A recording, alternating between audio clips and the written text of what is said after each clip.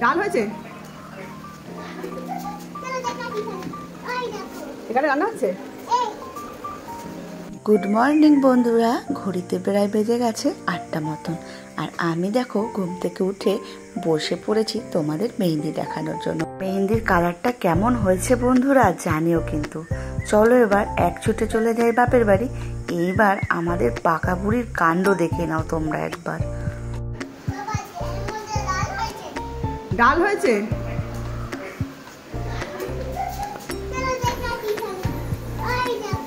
এখানে রান্না হচ্ছে।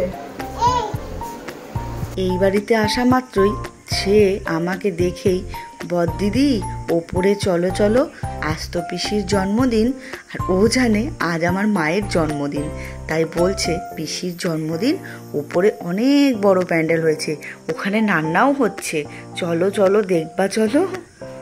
ও আমাকে বড়দিদি ডাকে ঠিকই, কিন্তু আজ তো ওকে দেখে মনে হচ্ছে ওই আমার বড়দিদি।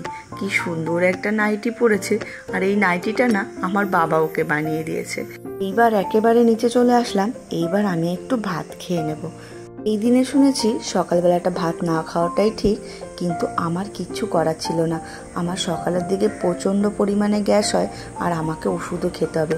তো আমার দিদা বলল, তুমি তাড়াতাড়ি ভাতই খেয়ে নাও, কোনো অসুবিধা নেই, 7 মাসের স্বাদ তোমাকে তো নিয়ম করেই দেওয়া হয়েছে, তুমি এখন পারবে না, যেহেতু তোমাকে ওষুধ খেতে হবে তুমি খেয়ে নাও।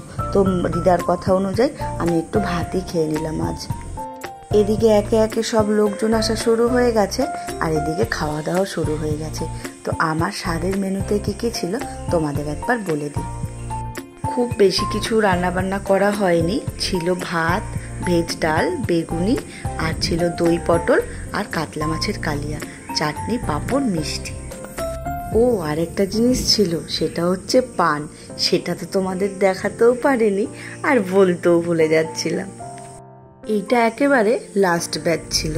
তো এই যে লাস্টের দিকে এসে সবার আবার একটু ভিডিও করে নিলাম, আর সবার সাথে এক ফাঁকে একটু গল্পও হয়ে গেল। আর আমাদের ক্যাটারিংয়ের লোকগুলো কিন্তু বেশ ভালোই ছিল। ছিল আমার ভাই, বাবা, মামা, মেসোরা। আমাদের কারোর বাড়িতে যদি ক্যাটারিংয়ের লোক প্রয়োজন হয়, এদের কিন্তু নিয়ে যেতে পারো। এইদিকে নিচে এসে দেখলাম বোন এসছে সবার লাস্টে। বাড়িতে এরকম ছোটোখাটো অনুষ্ঠান হলে আমাদের দুই বাড়ির যা লোক, আমাদের আর বাইরের কাউকে প্রয়োজন হয় না। দারুণ মজা করে আমাদের কিন্তু সময় কেটে যায়। এত কিছু আনন্দর মাঝখানেও একজনকে ভীষণভাবে মিস করেছি। সেটা আর কে বলো, দীপঙ্কর বাবু। তার আজকে অফিস ছিল, কারণ এরপরেই মানে 2 দিন পরে থেকেই সে ছুটি করবে। তো বলল যে আজ আর ছুটি করা যাবে না, এরপর 1 সপ্তাহ ছুটি নেব, আমাকে যেতেই হবে। কাজ কি করব, আর কিছু করার নেই, তাকে চলে যেতে দিতেই হলো। সবাই খেয়ে দিয়ে সবাই সন্ধে হয়ে গেছে, চলে গেছে। আর এইবার আমাদের কাজ হলো গিফটগুলো বসে বসে দেখা। তো সবাই আমাকে ভীষণ ভালো গিফট দিয়েছে, সবার গিফটগুলোই আমার ভীষণ পছন্দ হয়েছে। সব গিফট দেখার পর মাসি দিদানের কাজে লেগে পড়েছে। এবার আমার কাজটাও একটু সেরে ফেলি। তো বন্ধুরা, আজকের ভিডিওটা এখানেই শেষ করছি।